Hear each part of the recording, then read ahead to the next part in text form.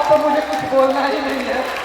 निवेदन है कि आप मेरी बात न सुन करके पब्लिक की बात सुन करके आप आए।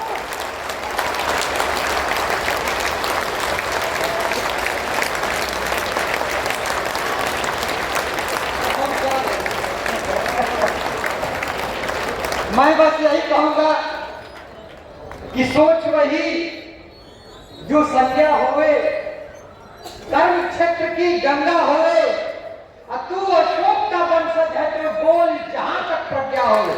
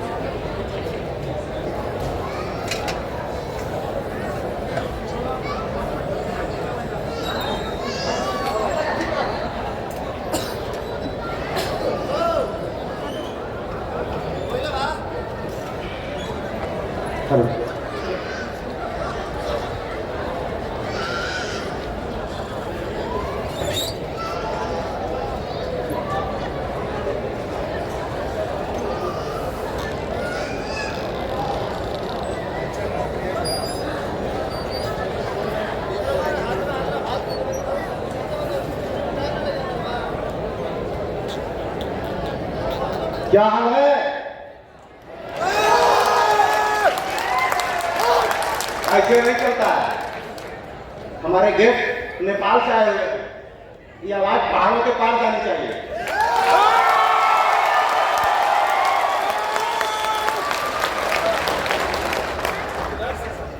क्या बात है, आप लोगों ने तो मुझे एकदम हिला दिया। आज बड़ी खुशी है क्योंकि इस चिलचिलाती धूप में पता नहीं कहीं 12 बजे होने का 12 बजता है और हम लोगों की अक्सर परीक्षा होती रहती है, तो 12-14 साल तक तो पानी परीक्षा हो रही है, कुछ दिनों बाद अग्नि परीक्षा तो धूप परीक्षा हो रही है, इतनी कड़कदार धूप में। और मैं विशेष रूप से अपनी बहनों का, खासकर माताओं का, जो 5-6 किलोमीटर तक हम लोग के साथ चली हैं, वास्तव में मैं सैल्यूट करता हूं अपनी सारी बहनों को। एक जोरदार तालियां सारे लोगों के लिए।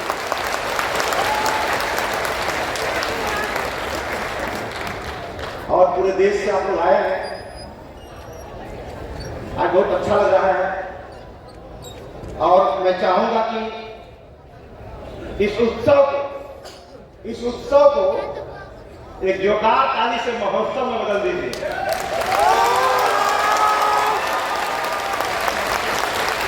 बहुत जगह से बात कर रहा है।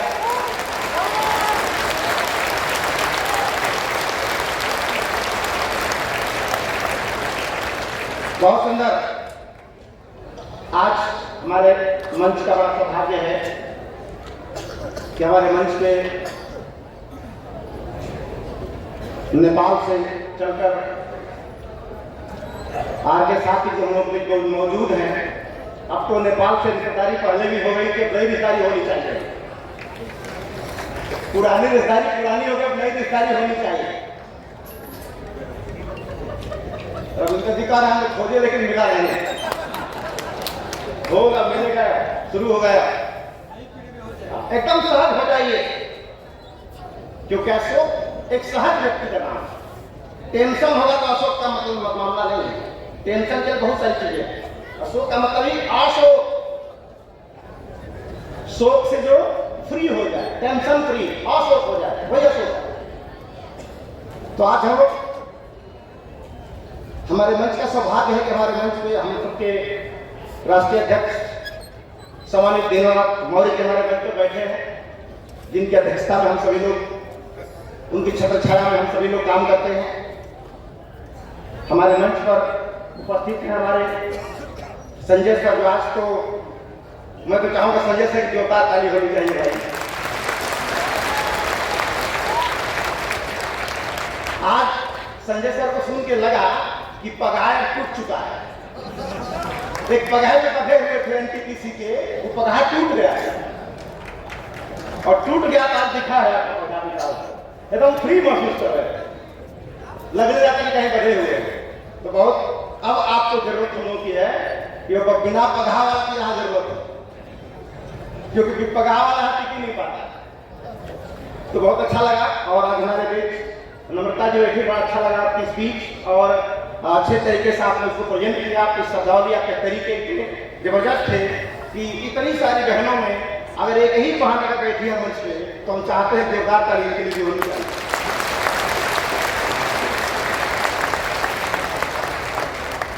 और अब बड़े श्रद्धा के साथ अपना सर नतमस्तक करते हुए हम लोगों के बीच फादर बैप्टिस्ट यूनियन चर्च के आप फादर एमबी सर, बहुत श्रद्धा से आपका नमन करता हूँ। और अगर मैं नमन करता हूँ तो इस बात को ये समझ लीजिए कि सम्राट अशोक थोड़ा बात का नमन कर रहा है। और आज तो मैं कमालुद्दीन सर को देख रहा था कि इनको कार्यक्रम बुलाने लायक नहीं है, इनको अकेले बुलाना लायक है कि ढेर देर तक सुने इनको, क्योंकि हर टाइम का अभाव होता है। अब हमको वहां बुलाना होगा, चाहे ये कहे कि मेरा खत्म हो गया, टाइम खत्म नहीं होने देंगे हमको। बहुत कुछ सीखना है आपसे, बहुत कुछ सीखना है और अकेले बुलाया जाएगा आपको फिर से, क्योंकि कुछ बात है कि हस्ती मिटती नहीं है हमारी। दौरे जहां है दुश्मन सदियों रहा है, दुश्मन दौरे जमा रहा है।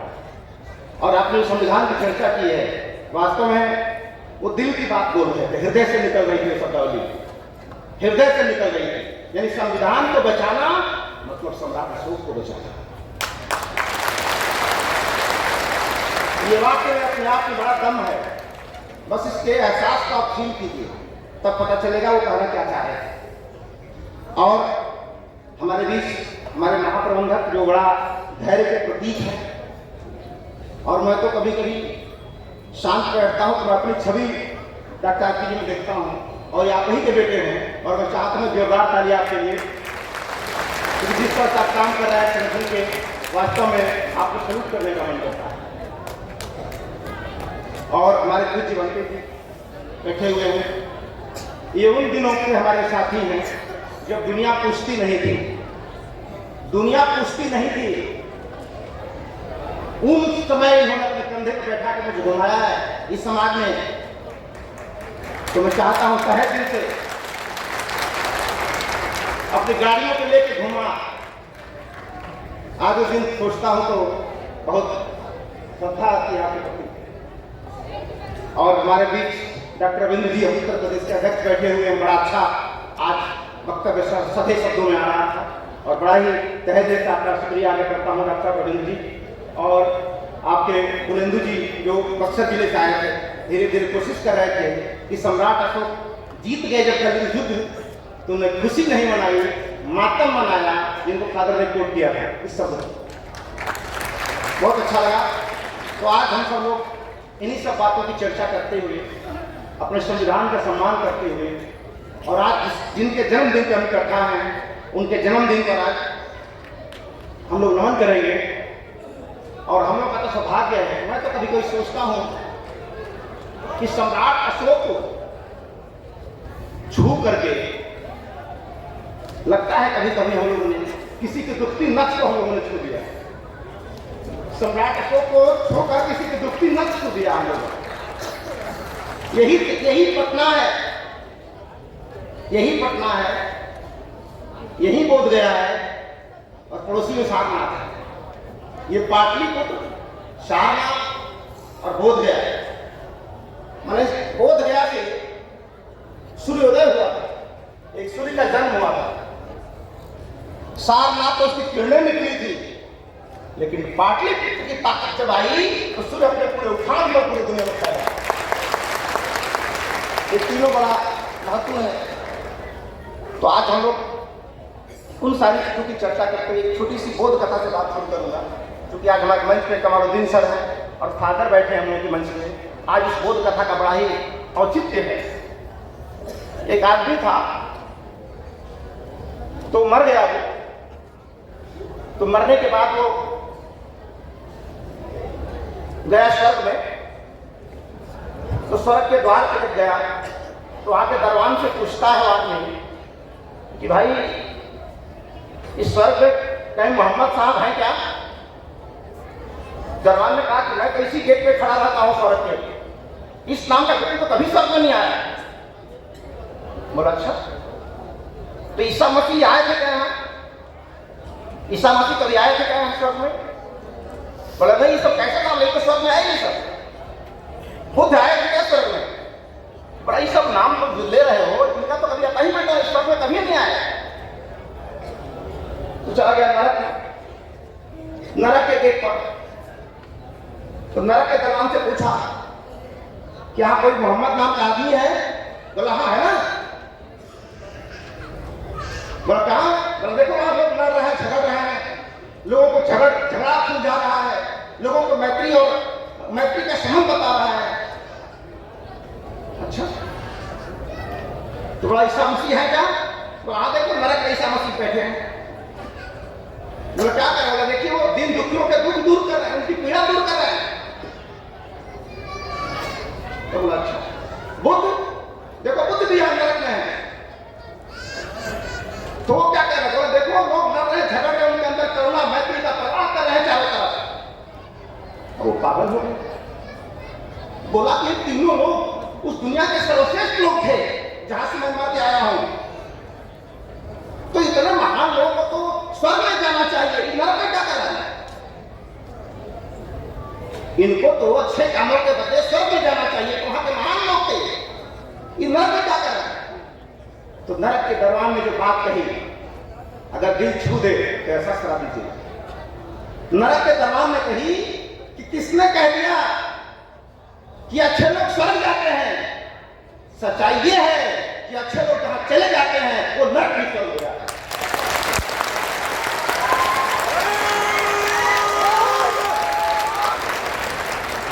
तो भगवान बुद्ध की, ईसा मसीह की, मोहम्मद साहब की स्वर्ग में क्या जरूरत है? स्वर्ग तो अच्छे लोग हैं, इनकी जरूरत तो वहां है जहां बुरे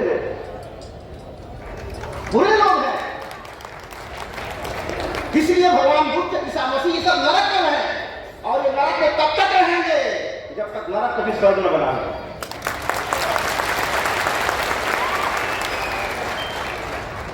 अब आप सोचिए,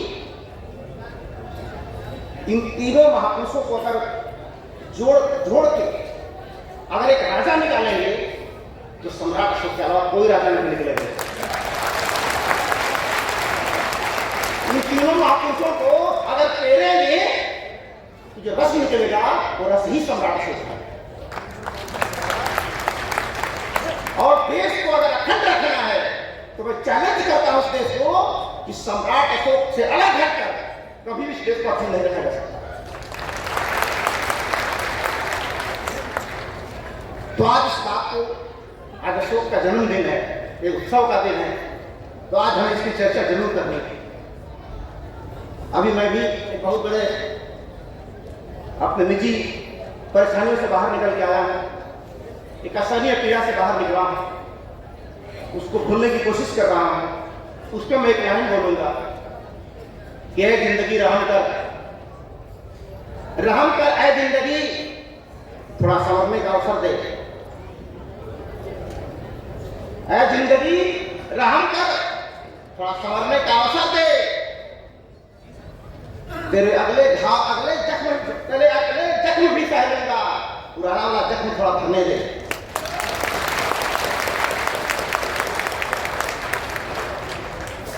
तो इस तरह से हम सारे लोग शुरू किए। आज का जो विषय है बड़ा ही गंभीर विषय है, और आज के परिवेश में इस भारतवर्ष में अगर एक अच्छा विषय हो सकता है तो यही विषय हो सकता है। और इस विषय में कोई सोच सकता है तो सम्राट अशोक भी सोच सकता है, और कोई सोच नहीं रहा। जो संजय सर बता रहे थे कि सम्राट अशोक क्लब एक ऐसा संगठन है कि सम्राट अशोक को किताबों से, लाइब्रेरियों से निकाल के पब्लिक में लाया है। नहीं तो इस पर तो खाली यूनिवर्सिटी में चर्चा हुआ करती थी, विश्वविद्यालय में चर्चा होती थी। तो अशोक का जो नीति है, अशोक का जो धर्म है, जब अंतिम व्यक्ति की भलाई के लिए है तो उनका मैसेज भी व्यक्ति के और समाज के अंतिम व्यक्ति तक पहुंचना चाहिए। और अंतिम व्यक्ति तक सरकार नहीं पहुंचा सकती, अंतिम व्यक्ति तक हम ही आप पहुंचा सकते। तो मैं मुख्यमंत्री महोदय अभी आए नहीं है, उन्होंने इस पर्व को, मैं कल गया था शाम को, रात में हम और रेशम जी गए यहाँ पे कन्वेंशन केंद्र, सोका वाला कन्वेंशन केंद्र में, तो कैनोपी वगैरह लगाकर शानदार तैयारी हुई थी। दरबार से पूछा ये क्या है, तो मुख्यमंत्री की तरफ से तैयारी है, कल यहाँ राजकीय महोत्सव मनाया जाएगा अशोक के ऊपर। तो मुझे आंसू आ गया, उस शब्द को लिखे हुए देखकर मुझे आंसू आ गया कि जो पहली बार मैं पटना आया था, तो यहाँ की सबसे गंदी जगह है, उस जगह का नाम है बुलंदी बाग। उस जगह का नाम बुलंदी बाग, जो सबसे गंदी जगह है और नाम उसका बुलंद है। कितनी मुश्किल से उस जगह पे एक पैर रख के गया था, इतनी गंदगी थी वहां। और जहां वैसी जगह जहां सम्राट अशोक ने जन्म लिया, बुलंदी बाग बुलंद थी वो। जब मैं कल का जो बैनर देखा कि सम्राट अशोक के जन्मदिन के अवसर पर राजकीय समारोह, तो मेरा सीना इतना चौड़ा हो गया कि वो दिन याद आ गया कि जब ह्वेनसांग आया था, जब ह्वेनसांग भारत घूम रहा था, तो अपनी किताबों में लिखा ह्वेनसांग ने कि जब मैं कटलिपुत्र में आया था तो उसमें बड़े पैमाने पर सम्राट अशोक की जयंती मनाई जाती थी। आज इसका दिन साकार हो गया, साकार हो गया। तो इसको छोटा काम मत समझिएगा। राजकीय समारोह जो हो रहा है ये बहुत बड़ी बात है, महसूस कीजिए कितनी बड़ी बात है, उसको फील की तब पता चलेगा। मैं सम्राट अशोक के उन सारे जुझारू कार्यकर्ताओं को, गांव से आई जनता को बड़ा अभिनंदन करता हूं, जिन्होंने आर्थिक और मानसिक सहयोग देकर करके इस पदाधिकारियों को और इस राजकीय महोत्सव तक सम्राट अशोक को पहुंचाया। और मैं यकीन के साथ कह सकता हूं कि सम्राट अशोक का कोई भी कार्यकर्ता अगर आपके पास जाता है तो उसको भरोसा कीजिए, हमारे निर्णय गलत हो सकते हैं, हमारा निर्णय गलत हो सकता है कभी, लेकिन हमारी नियत में कभी फुट नहीं आने वाला है। ये कदम साफ है, करना क्या है। निर्णय हो सकता है कभी 5 मिनट खाया छक्का मारने के लिए कैच हो सकता है, छक्का मारने का कैच हो सकता है, लेकिन कैच हो गया वो एक समय का बात होगा। इसलिए इस बात को महसूस किया और अपने कार्यकर्ताओं को बोलता हूं, उसी पर बोलने जा रहा हूं कि लोग कहते हैं कि सम्राट अशोक ने लोक कला राज्य की स्थापना की, और ये क्यों जरूरत पड़ी? इसके लिए एक बात राजा के दिमाग में आई, समझिएगा ध्यान से, कि जनता ही हमसे राजी नहीं है या नहीं रहेगी तो हम किस बात के राजा हैं? जनता हमसे राजी नहीं है, हमसे खुश नहीं है, तो हम किस बात के राजा हैं? ये राजा सोचता बैठे किस बात के राजा हैं? और जनता हमसे राजी होगी तो किसके दम पे? तलवार के दम पे नहीं। जनता राजी होगी तलवार की ताकत से नहीं, विचार की ताकत से। क्योंकि सम्राट को जब राजा बने तो उनके सामने एक बहुत बड़ी समस्या थी, और समस्या क्या थी? वो आधी है, उस समस्या भारत की आधी है, और समस्या क्या थी? विविधता, डाइवर्सिटी। जो भारत की विविधता थी, अलग अलग धर्म, अलग अलग संप्रदाय, अलग अलग जाति, जितना आज है ऐसे कम समय भी नहीं था। 64 सेक्ट थे, 64 सेक्ट थे अशोक के जमाने, और 64 के साथ कैसे रहना है ये बहुत चैलेंज था। जैसे आज हिंदू मुसलमान सिख ईसाई हो रहा है, कैसे रहना? तो आप सबको खदेड़ दो, जो हो नहीं सकता, या तो सबको खदेड़ दो, या तो उजाड़ दो, या तो बसा दो। तो उजाड़ा जा सकता है तलवार की ताकत से, और बसाया जा सकता है विचार की ताकत से। बहुत समस्या थी कि इतनी बड़ी जनसैलाब को काबुल से कंधार तक इजिप्ट की तरह रखा हमारे महासचिव, इतनी बड़ी साम्राज्य को कैसे बांधा जाए, कैसे बांधा जा सकता है? वो समझ गए थे कि ताकत से, तलवार से जनता को नहीं बढ़ सकता। मैंने शासन के दम पे नहीं बांट सकते हैं, अनुशासन के दम पे बांट सकते हैं। शासन में डर होता है, अनुशासन में डर नहीं होता है। तो अशोक ने क्या पैदा किया कि जनता में अगर बांधना है तो विचार से बांधना होगा, और जो विचार से बांधना है उस विचार के प्रति निष्ठा पैदा करनी पड़ेगी, निष्ठा पैदा करनी पड़ेगी। और निष्ठा एक ऐसी मजबूत चीज है, उस पर तलवार सब निराधार हो जाते हैं, बेकार हो जाते हैं, किसी काम के नहीं होते। और वो निष्ठा कैसे पैदा हो, तब इस विषय पर आएंगे। वो निष्ठा कैसे पैदा होगी? जैसे कोई लड़का जा रहा हो, कोई लड़की जा रही है, तो ऐ लड़की, लड़का बोल दे, लड़की बोल दे ऐ लड़का,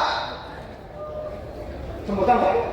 लेकिन वही बोल दे ऐ दीदी, हे भैया, तो क्या हो जाएगा? निष्ठा आ गई।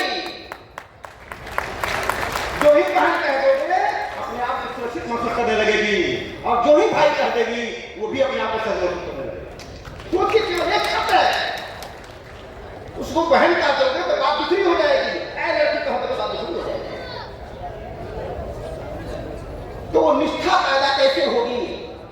इसके लिए सम्राट अशोक ने कहा कि हमारी समस्त प्रजा हमारी संतान है, और संतान कह दिया तो क्या छूट गया? संतान कह दिया तो निष्ठा की पराकाष्ठा हो गई, सब कुछ करेगा राजा उसके लिए जो करना चाहिए। और वही कैसा?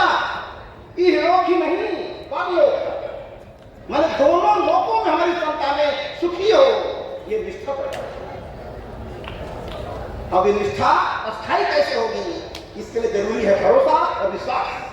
यानी राजा और प्रजा के बीच में भरोसा और विश्वास पैदा होना चाहिए। जैसे आज ही हो, आज बोलो जनता को, भाइयों तुम लोग मेरे वोटर हो और तुम हमारे नेता हैं, हम तुम्हारे नेता हैं, आप लोग हमारे वोटर हो और हम आपके नेता हैं। इसमें आस्था है क्या?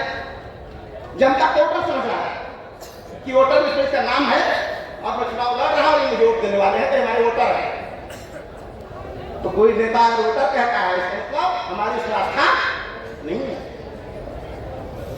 और तलवार की जो धार है, तलवार घंटा 2 घंटे में बनाई जा सकती है, उस पे धार 10-15 मिनट में दी जा सकती है, लेकिन निष्ठा बनाने में और पैदा करने में बरसों लग जाता है, बरसों लग जाता है। और उसी निष्ठा का परिणाम है कि आज 2300 साल के बाद भी इतने लोग जन्मदिन मनाने के लिए आए। उसी निष्ठा की ताकत है, इतने लोग जन्मदिन मना रहे हैं, डर के मारे नहीं मना रहे हैं कि अशोक तलवार से मार के जाएंगे। यह है निष्ठा। एक छोटी सी हिटलर की घटना है, जब बात कहूंगा तो समझ में आ जाएगी। हिटलर जर्मनी का रहने वाला था, उसके मन में एक बात आई, उसके नियम बनाया था कि अगर सिनेमा हॉल में पिक्चर चलेगी और पिक्चर स्टार्ट होगी तो पहले स्क्रीन पर हिटलर का फोटो आएगा, और सब लोग सावधान करके खड़े हो जाएंगे, ये फरमान जारी कर। तो सब लोग खड़े हो गए थे। एक दिन हिटलर के मन में आया कि मैं चल के चेक करूं, इसे जांच करूं कि डर है कि निष्ठा है, ये डर है कि निष्ठा है। तो भेष बदल के हिटलर जर्मनी में निकल गया, एक सिनेमा हॉल में गया और पिक्चर स्टार्ट हुआ। 4 मिनट पहले स्क्रीन पे हिटलर का फोटो आया, तो सब लोग खड़े हो गए और ये चुपचाप बैठा रह गया हाल में। तो उसके बगल वाला बोल रहा है, ऐ बेहुदा जल्दी खाओ, हिटलर गोली मरवा देगा। हिटलर को बोल रहा है कि जल्दी खड़ा है, हिटलर गोली मरवा देगा, जान जाके तुम खड़े नहीं हुए हो। तो हिटलर को अपने औकात समझ में आ गया, वो डर था, निष्ठा नहीं थी। इसलिए आज हिटलर का जन्मदिन कोई नहीं मनाता, अशोक का लोग जन्मदिन मनाता। यह निष्ठा के साथ। तो सम्राट अशोक कानून के दम पे राज नहीं चलाना चाह रहा है, सम्राट अशोक निष्ठा की ताकत से चलाना चाह रहा है। ये निष्ठा है जो 12 बजे दिन में चलचलाती धूप थी, पानी भी नहीं मिल रहा था, गाड़ी जाम में फंस गई थी पानी वाली, फिर भी हमारी बहनें उसी स्पीड पे चल रही थी, नारा उसी पे चला रही थी। वो कानून का डर नहीं, वो निष्ठा की ताकत थी साथियों, वो निष्ठा की ताकत थी। तो सम्राट अशोक फिर से उस सम्राट अशोक के तलवार से इतर हटके जनता में फिर से वो धम्म की ताकत पैदा करना चाहता है। उस सब के लिए हम सभी प्रयासरत हैं, उस सब के लिए कमालुद्दीन सर यहाँ आए हैं, उसी के लिए फादर आए हैं, उसी के लिए नम्रता आई है, उसी के लिए संजय सर आए हैं। बात समझ आ रही है? समझ आ रही है? कैसे पता चलेगा?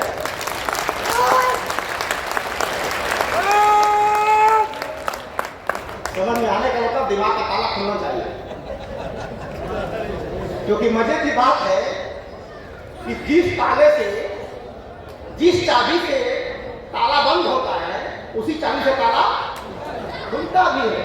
और ताला कितना बड़ा हो, चाबियां छोटी हो होती है।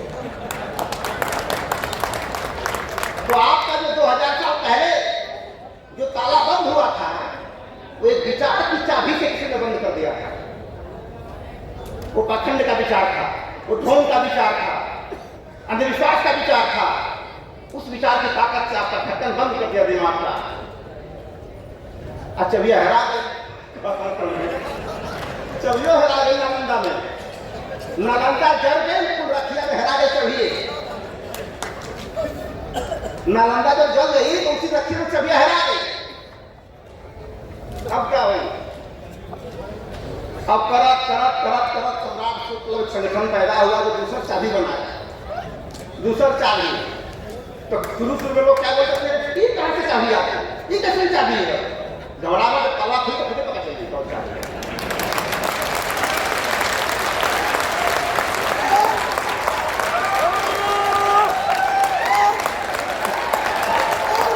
अरे बजाना तो जोर से हो, धीरे धीरे बजा।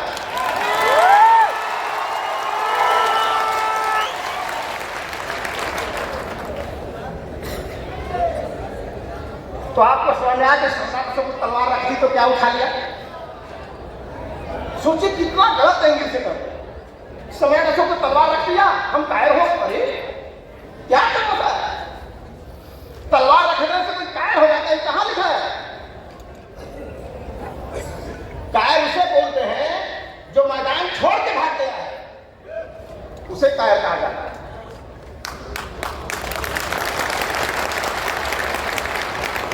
और दुनिया में जितने सम्राट होंगे हारते हारते मैदान छोड़ के भाग गए, लेकिन दुनिया का अकेला सम्राट है जो जीत के बाद हथियार रखा था, नहीं खेलूंगा।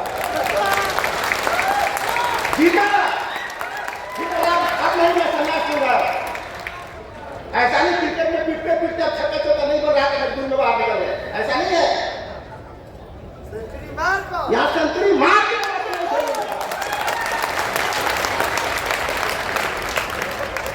इसको हल्के मत लीजिएगा, इन चारों का एहसास कीजिएगा कि सारी चीजों को। तो जो राजा और पिता, राजा और प्रजा के बीच पिता और पुत्र का संबंध हो गया, तो सोचिए कितनी बड़ी निष्ठा पैदा होगी। और इस निष्ठा की ताकत से समाज बढ़ेगा। इसलिए कहा जाता है कि राजा का शासन दो तरह का होता है। राजा का शासन दो तरह का होता है। एक जीते जी जो राज चलाता है, यानी अपने देह के द्वारा जो राज चलाता है, उसे दैहिक शासन बोला जाता है। एक राजा ऐसा है जो नहीं भी है, वो मर चुका है, फिर भी उसका शासन चलता रहे, उसे वैचारिक शासन बोला जाता है। लेकिन सम्राट अशोक के साथ क्या हुआ? सम्राट अशोक जब तक जिंदा थे तो 40 साल तक निर्विरोध शासन किया। 40 साल तक तलवार के दम पे नहीं, निष्ठा के दम पे। और कैसी निष्ठा? तलवार के लिए व्यक्ति के पास चलना जरूरी है, उसको मारना जरूरी है।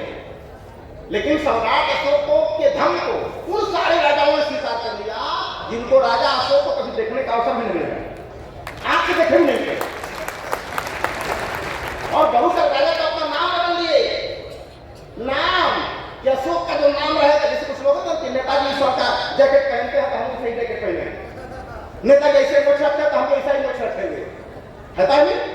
तो अशोक का जो नाम था, उनके शौर्य इतना फैल गया पूरी दुनिया में कि बहुत सारे राजा अशोक का नाम अपने नाम में ऐड कर लिया। अशोक ने कहा प्रियदर्शी, तो उन्होंने भी कहा प्रियदर्शी। अशोक ने कहा देवानाम प्रिय, तो श्रीलंका के राजा ने कह दिया कि देवानाम प्रिय। नाम रखने लगे आपकी उनकी तरह। इसका आप हल्के में समझ, कोई आपकी तरह नाम रख ले, सफलता की परिभाषा है। आप कैसे जानो कोई व्यक्ति सक्सेस है? एक सुन लीजिए, कोई व्यक्ति कैसे सक्सेस है, कैसे पता चलेगा? जब लोग आपको फॉलो करने लगे तो समझ लो आप सक्सेस है। लोग आपको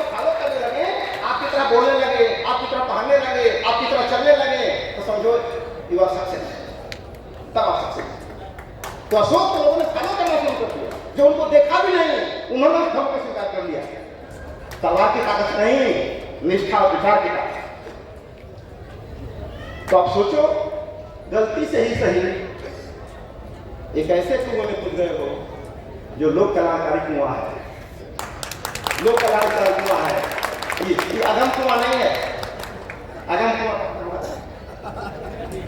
अगम कुआं में जो जाता था दुनिया से चला जाता था, खत्म हो गया।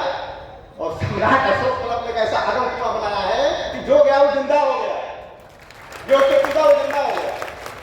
और उसी का परिणाम भी बड़े सारे लोग आए हैं। तो उसी तरह से तो राजा एक ऐसा होता है जिसका दैहिक शासन होता है, जो देह से शासन करता है, और एक है विचार से। तो 40 साल तक सम्राट अशोक ने देह से शासन किया है जब तक जिंदा थे। लेकिन मरने के बाद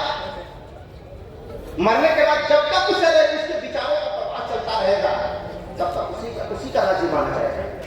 तो आज देश हमारा जब आजाद हुआ, और आजाद होने के बाद जब राष्ट्रीय ध्वज में हमने अशोक चक्र बना लिया और राज मुद्रा में अशोक स्तंभ बना लिया, तो ये प्रतीक इस बात का प्रमाण है कि अशोक का दैहिक शासन पहले खत्म हो गया, लेकिन वैचारिक शासन आज भी चल रहा है,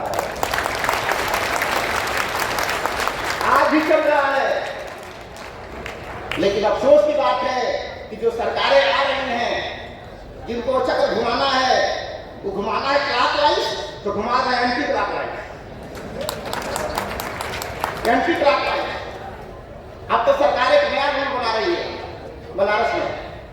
बहुत सारे पुलिस काशी विश्वनाथ की सुरक्षा में ड्यूटी कर रहे हैं।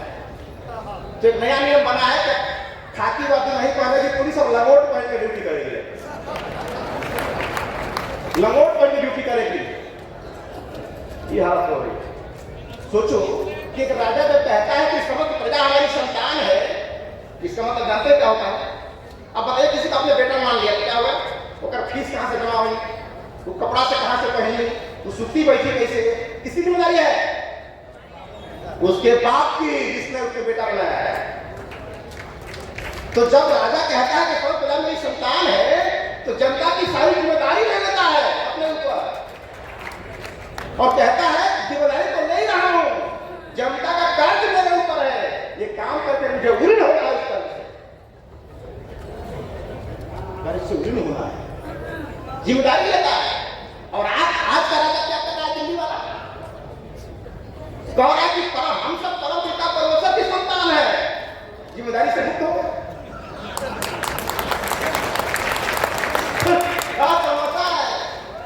तो होता है कि हम सब परम पिता परमेश्वर की संतान है, तो फीस कौन जमा करेगा?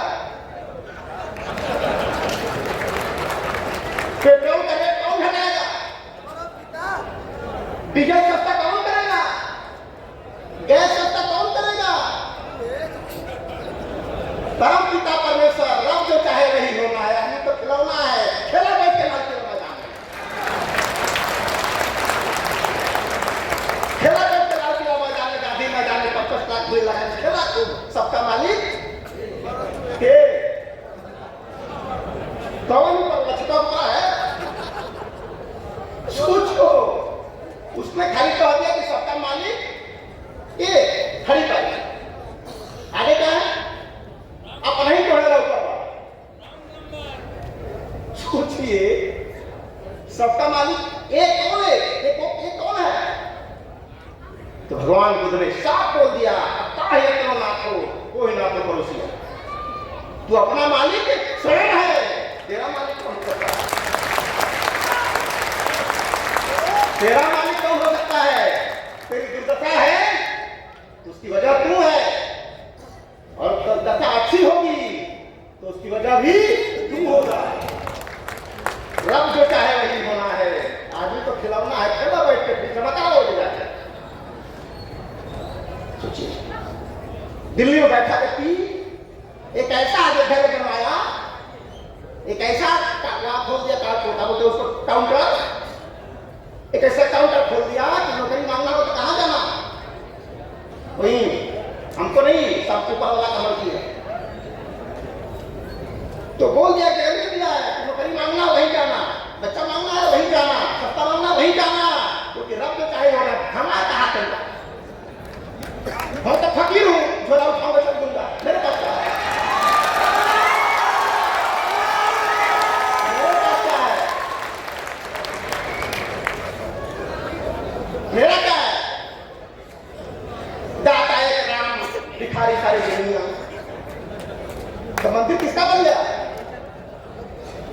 बन गया ना। तो दाता एक राम, एक ही दाता है, बाकी सब तो बस भरा जा, बस भर के जा मांगा जा, रोटी रोजगार तू मांगा जाता है, क्योंकि दाता एक राम, भिखारी सारी दुनिया। मांगा फिर बैठ के भिख मांगने कहीं जा।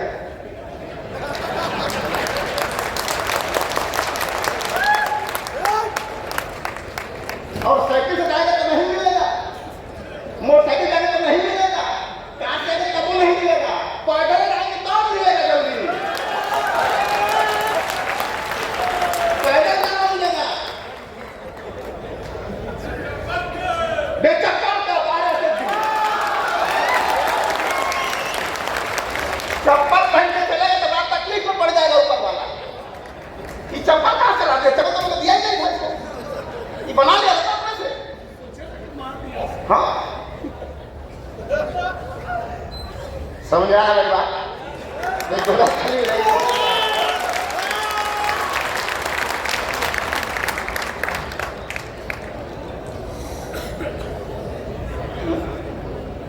हाँ, तो अब निष्ठा पैदा हो गई। अब निष्ठा के बाद ये भरोसा विश्वास कैसे जगेगा? ये निष्ठा फर्जी है कैसी है, कैसे पता चलेगा कि राजा झूठ बोल रहा है? क्योंकि राजा बोला था कि अच्छे दिन तो आएंगे तब निष्ठा पैदा होगी। जब ऐसा नहीं करेंगे तो चक्का जाम होगा, घेराव होगा, तो तब हो जाएगा, पेपर आउट हो जाएगा, पेपर आउट हो जाएगा। क्यों? क्योंकि मेरे हाथ में कुछ नहीं है, ऊपर वाला के हाथ में है। घर लौट के बाद अब मैं से पेपर आउट हो गया, तो मैं क्या कहेंगे? जाएगा बच्चा तारा किस्मत पे लिखने नहीं करी बता मयो है दिया, मयो हरे कर दिया चाहे तो मयो समर्थक साहेब का दिया। अब अस्पताल में एक्सीडेंट आ रहा था, लड़का नींद गई तो कैसे ही लिखा हुआ तो सका कौन उसको है, वो कैसे ही लिखा हुआ कि एक्सीडेंट हो रही तो हुई में। अब सरकार कौन दोस्तों भाई जी, कोई दोस्त है सरकार का? अब जब लिखा हुआ क्या कर सकेगा सरकार? किसी बहन का तो प्यार हो गया, रब जो चाहे वही होगा, बेचारी किस्मत खराब लिखा था। तो जौने वो क्या लिखा रहे तो उनका कुछ ना होगी। अरे लिखा तो संविधान का,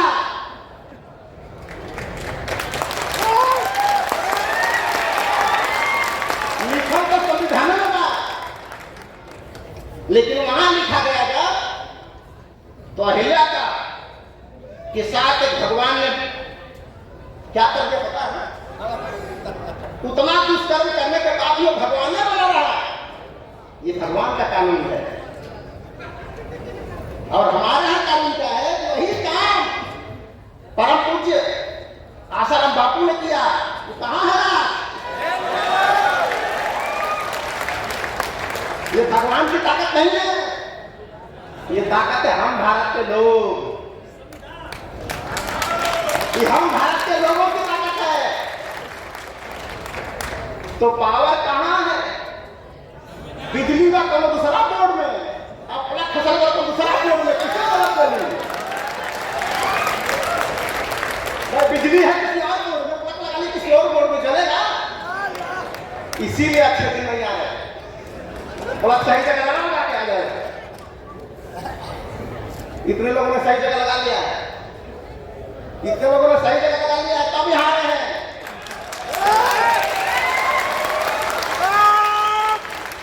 नहीं तो इसी बात की तुम्हें कल रास्ता जाम होने वाला है, वहां भी तैयारी चल रही है, तो गलत जगह पहुंच रहे हैं, इसी में तो वहां भी जाकर भीड़ लगाएंगे कल। कल भीड़ लगाएंगे एक समय की, हाँ वहां कहा नहीं मिलेगी। एक समय की बात है, राजा थे, 3 रानियां थी, उनके 4 बच्चे पैदा हो गए, पता नहीं कौन। एक समय की बात है। लांग लांगे को गया, लांग लांगे को गया। लेकिन हमारे यहाँ तो फिक्स टाइम में 563 सपुर, 563 तो एक समय की बात है कि मतलब जानते हैं क्या होता है? जैसे विदाउट टिकट कोई ट्रेन में चढ़ गया है, विदाउट टिकट कोई ट्रेन में चढ़ गया हो, टीटी आ गया, कहाँ चढ़ रहा जो है मान लो, तो टिकट खोल लिया है, कहाँ जो है उतार लो। यही है एक समय की बात है। जहर उतार तो जहर कहा था, हरि अनंत हरि कथा, जहाँ उतार जहाँ चाहो, कोई फर्क पड़ने वाला नहीं है। तो सोचिए कहाँ उलझाया जा रहा है।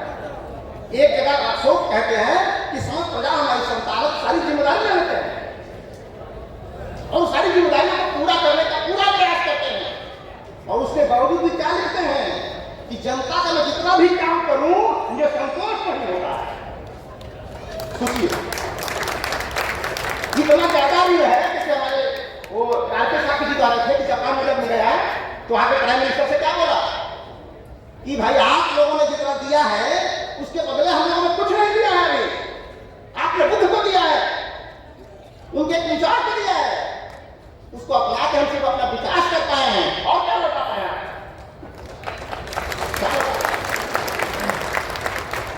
तो अशोक भी वही कह रहे हैं कि जनता का इतना कर्ज मेरे ऊपर है कि चाहे जितना भी मैं उतारने की कोशिश करूं मैं उल्लू नहीं हो पाऊंगा, क्योंकि राजा का संपूर्ण समय जनता के लिए होता है।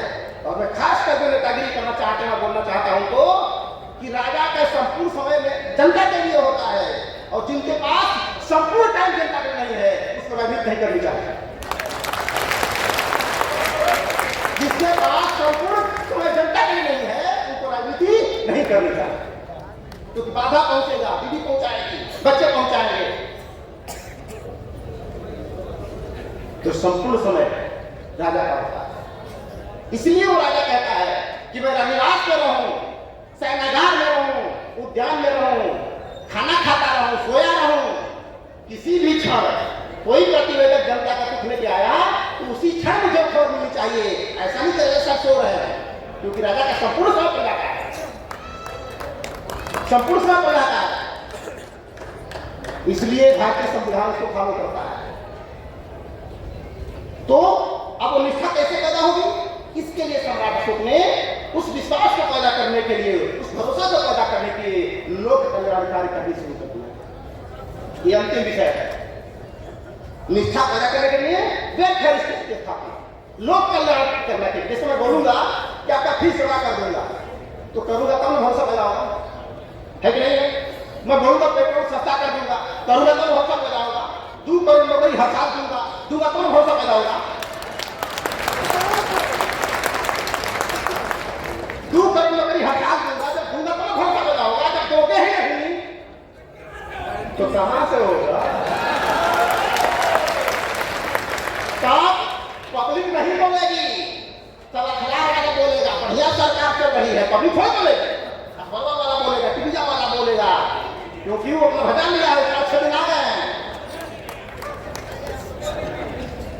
अब आप बोलिए हम क्यों बोलने जाए?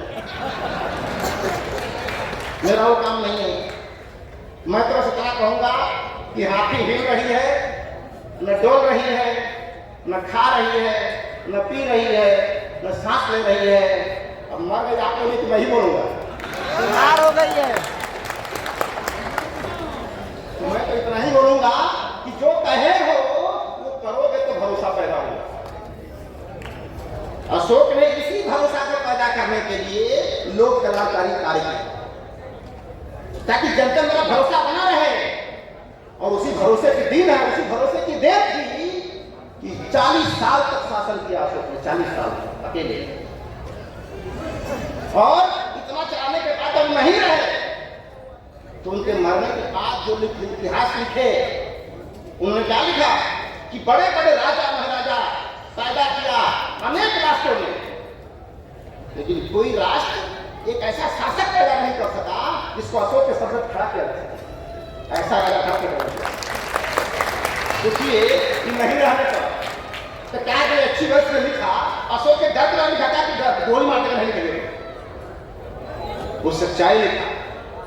तो विदेश वालों ने अच्छा लिखा और इंडिया में क्या लिखा, जो भारत के लोगों ने इतिहास लिखा, एक भट्टोजी दीक्षित का इतिहास था, उन्होंने क्या लिखा कि प्रियदर्शी अशोक को लिखते थे। प्रियदर्शी का मतलब मूर्ख होता है, प्रियदर्शी का मतलब मूर्ख होता है। तो मैं भी एक किताब लिख रहा हूं अशोक के ऊपर, तो उसका जवाब इसमें लिख रहा हूं कि अगर महोदय दीक्षित जी, अगर प्रियदर्शी का मतलब मूर्ख होता है तो श्रीमती इंदिरा गांधी प्रियदर्शी लिखती थी, क्या उसका मतलब मूर्खनी होगा क्या? इंदिरा गांधी प्रियदर्शी तो उसका मतलब मूर्खनी होगा? यानी तू केवल तो शंकर जी का बूटी, हम लोग तमाशा है। आप लोग तो शंकर जी का बूटी है, आप भी तमाशा करता है। तो दुनिया दूरदर्शी हो सकती है, दुनिया सूक्ष्मदर्शी हो सकती है, लेकिन हम तो दोस्तों प्रियदर्शी हैं। हम तो प्रियदर्शी हैं। और प्रियदर्शी का वो मतलब नहीं होता जो अब तक पढ़ाया है राष्ट्रीय विधान से। प्रियदर्शी का मतलब वो नहीं होता है जो अब तक किताबों में लिखा गया है। दूरदर्शी का मतलब क्या होता है, जो दूर तक देखे ना। आप प्रियदर्शी का मतलब वो पूरी ना दिखे, प्रियदर्शी का मतलब वो केवल अच्छी चीजों को देखता है, यानी समाज में सकारात्मक चीजों को देखता है और नकारात्मक चीजों को छोड़ देता है, वो प्रियदर्शी है। प्रियदर्शी मतलब प्रिय को देखने वाला, अच्छाई को देखने वाला, बुराई को देखने वाला नहीं।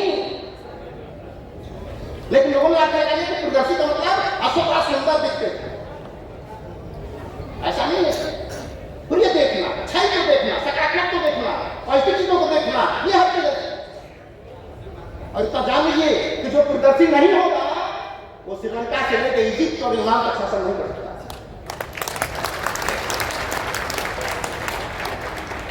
तो बातें बहुत है।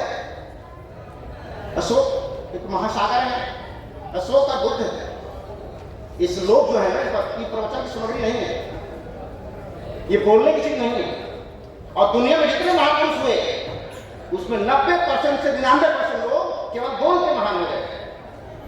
अच्छा काम करना चाहिए, अच्छे लोगों के साथ रहना चाहिए, ये बोल के महान हो गए। लेकिन दुनिया में अशोक ऐसे राजा हैं जो बोल के नहीं करके महान है, करके महान है। और खाली किया नहीं, वो करके समीक्षा भी किया कि माँ बाप की सेवा करना चाहिए। मैं बोल तो दिया हूं, लेकिन अपने अधिकारियों को बोल रहे हैं कि तुम घूम घूम के समाज में देखो कि लोग माँ बाप की सेवा कर रहे हैं कि नहीं कर रहे हैं। थोड़ा थोड़ा दे करो, थोड़ा संचय करो। अगर ज्यादा धन संचय करोगे तो आर्थिक विषमता पैदा हो जाएगी। इसीलिए अल्प व्यय अल्प संचय का सिद्धांत लाते हैं। सोचिए इनकम टैक्स का फॉर्मूला में चलता है। तो ये सब चीजें समाज में लागू होगी तब होगा जहां डाल डाल कर सोने की चिड़िया करती है बसेरा, वो भारत देश है मेरा। जहां आसमान से बातें करते मंदिर और शिवालय, अब सुनिए, जहां आसमान से बातें करते मंदिर और शिवालय, जहां किसी नगर में किसी द्वार पर कोई न ताला डाले। ये ताला क्या पड़ेगा? जब निष्ठा पैदा हो जाएगी, भरोसा पैदा हो जाएगी शासन के, प्रशासन पे। यहाँ पे बहुत रात निकल रही है तो भरोसा नहीं कि शाम को वापस आएगी ठीक से। ये निष्ठा नहीं, सरकार की निष्ठा नहीं है, ये कॉन्फिडेंस होना चाहिए। मैं बिहार का उदाहरण देता हूँ।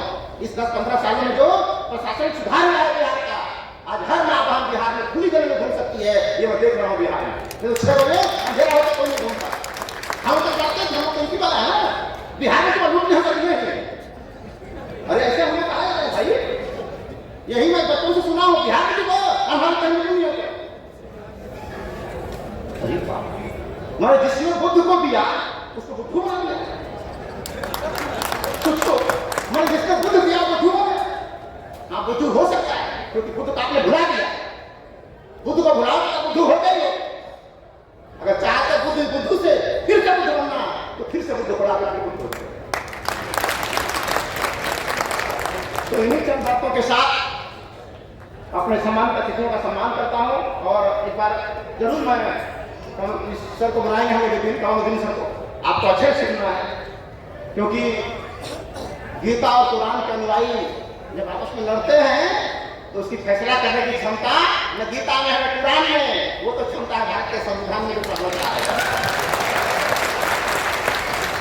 कमालुद्दीन साहब मुसलमान है, लेकिन कल लड़ाई होगी तो मस्जिद में नहीं जाएंगे, खाने में जाएंगे, समझ रहे हैं? तो वही सब कुछ है। इसीलिए बहुत सारे ने कहते हुए आज बहुत सारे लोगों ने अपनी बातें सुनी, हमारे बहुत सामान्य व्यक्तियों ने अपनी बातें सुनी है, कही है। और मैं सम्राट अशोक क्लब के उन सारे कार्यकर्ताओं को जिन्होंने इस सब परिस्थिति में अपने अपने गांव अपने अपने क्षेत्र में घूमे फिरे, लोगों को संबोधित किया, इकट्ठा किया और रुपया पैसा। और एक और बता दूं, आप लोग का खासकर कितना बड़ा कार्यक्रम होता है, इसमें कोई स्पॉन्सर नहीं है, यहाँ एक एक जनता का एक एक रुपया का सहयोग है, उसकी वजह से कार्यक्रम हुआ है। ये सहयोग है, सागर के सहयोग का कार्यक्रम है, इसलिए कार्यक्रम सफल है। और जनता के सहयोग से अगर होगा तो जीवन भर चलता रहेगा, और किसी के द्वारा होगा तो देना बंद कर देगा तो काम भी बंद हो जाए। इसलिए अतः ये तो अपना मालिक स्वयं हो, तो अपने ऊपर निर्भर हो जाओ, कोई आपको रोकने वाला नहीं है। और ये पाटली पुत्र है, आज तो नेपाल आया ना, तो कोरिया, चीन, जापान सब यही आने वाला है। कई बातों के साथ स्वागत करते हुए और कुमार प्रवीण जी का विशेष रूप से बधाई धन्यवाद देते हुए कि आप ऐसी परिस्थिति में भी यहाँ पे आए हैं को संचालन करने के लिए, इसके विशेष को धन्यवाद देता हूँ। और आप